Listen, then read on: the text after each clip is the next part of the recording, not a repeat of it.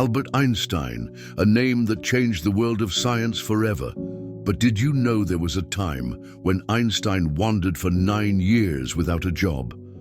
Among all his classmates, he was the only one who couldn't find employment. And yet, years later, that same boy, once considered a slow learner, was offered the presidency of Israel. What did Einstein say to the Israeli ambassador? Why was such an intelligent man rejected from every job? Let's find out. Albert Einstein was born in 1879 in the city of Ulm, Germany. From early childhood, people looked at him strangely. He was different, a slow learner, started speaking late, and teachers labeled him as an average or weak student. But the truth was, Einstein was deeply curious. Instead of memorizing facts, he tried to understand why things happened. This curiosity made him fall behind in schoolwork, but it was also the secret to his future brilliance. Einstein received his early education in Munich. He disliked Germany's strict, discipline-based education system. Eventually, he left school and moved to Switzerland with his family. There, he aimed to join Zurich Polytechnic College for physics and mathematics. During the entrance exam, he solved the math and physics sections quickly, but he failed badly in subjects like geology, literature, and politics. The professor reviewing his exam was stunned by Einstein's math and physics answers.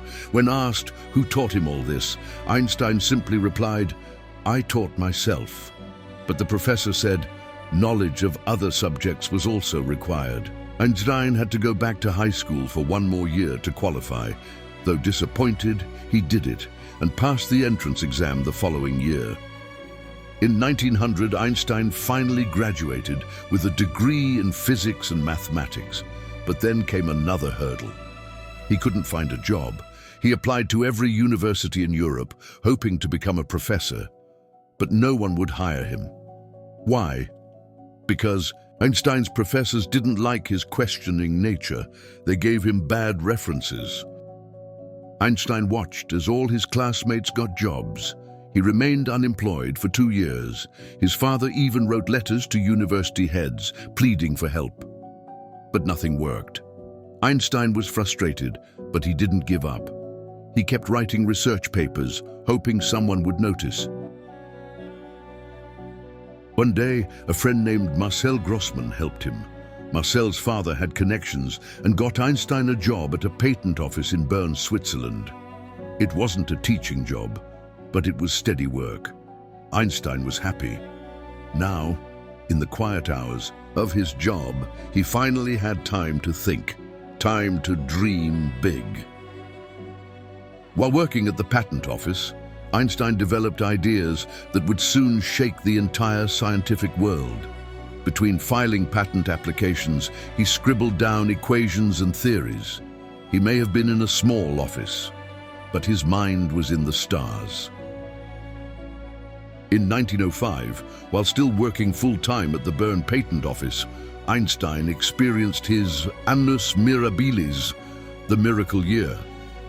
That single year, he published 4 groundbreaking papers: photoelectric effect, explaining how light can eject electrons from a metal surface, Brownian motion, mathematically proving the existence of atoms and molecules, special relativity, redefining space and time with the iconic equation E=mc², mass-energy equivalence, showing mass and energy are interchangeable.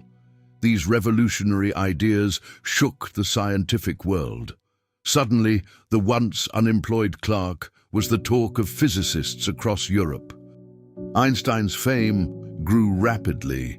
In 1909, 9 years after his graduation, the University of Zurich finally offered him a position as assistant professor of theoretical physics. For the first time, he moved from the patent office to academia. Replacing the 9 empty years of rejection, now his name appeared in lecture halls rather than rejection letters. At age 30, Einstein could begin teaching and continuing his research without financial worries.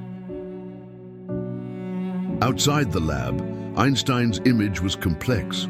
On one hand, he was the amiable, absent-minded professor, disheveled hair, rumpled clothes, and a playful sense of humor.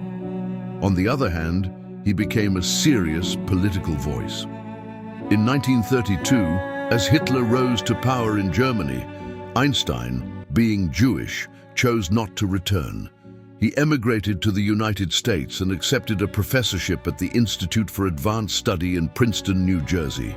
From then on, he was not just a scientific icon, but also a leading spokesperson for Jewish rights and world peace. In 1948, the State of Israel was formally established. Einstein watched from abroad as Jewish leaders and survivors of the Holocaust built a new homeland. By 1952, Israel's first president, Chaim Weizmann, had passed away. The young nation needed a respected figurehead, someone with moral authority and international prestige.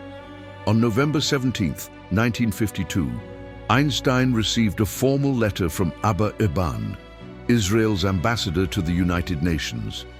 The letter conveyed Prime Minister David Ben-Gurion's proposal.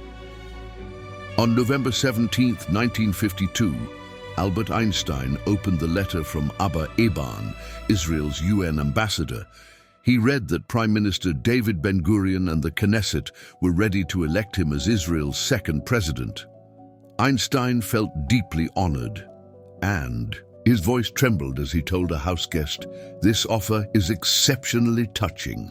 For a man who once wandered for 9 years without a job, this was a profound reversal of fortune." Despite the honor, Einstein's reply was firm yet gracious. He wrote that throughout his life, he dealt only with objective science, not official duties or politics. He explained he lacked the temperament for public office and the experience to manage government affairs. Moreover, though he sympathized with Israel and its people, he was never a zealous Zionist advocating a separate state. Conscience mattered more than any title. He could not go against his own principles. Einstein's refusal left Israeli leaders in a delicate position.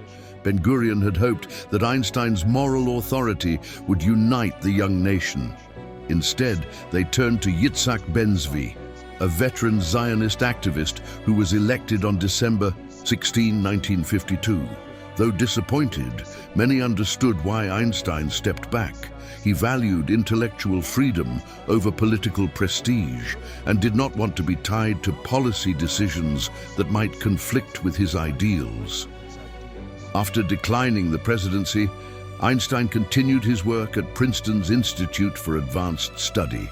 He spoke out on civil rights, world peace, and nuclear disarmament until his passing on April 18, 1955. He left behind not only groundbreaking scientific theories, but also an enduring example of integrity, choosing personal conviction over power. From struggling job seeker to global icon, Einstein's life reminds us that true greatness rises from curiosity, perseverance, and unwavering principle. Thanks for watching. Every documentary here takes hours to create, but just a second to support.